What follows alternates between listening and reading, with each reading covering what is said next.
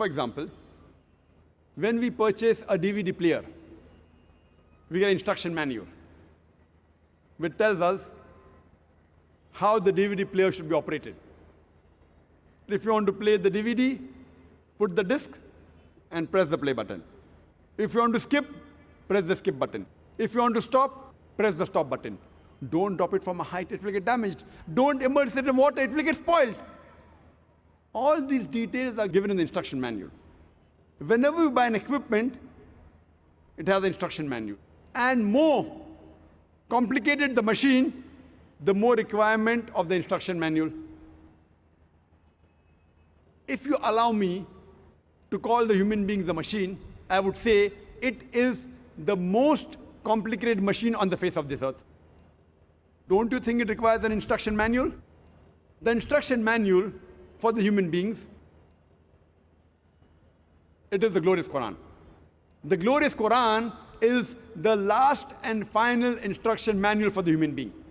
How a human being should lead his or her life is given in the Quran.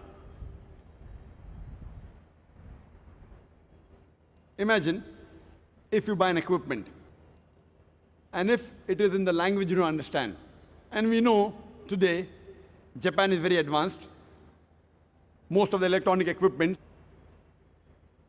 they come from Japan. But when we get the instruction manual, we get it in the language we understand. There may be a Japanese instruction manual, but along with it is the English translation.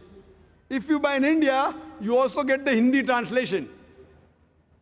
So when you want to understand the equipment, whether it's a DVD player,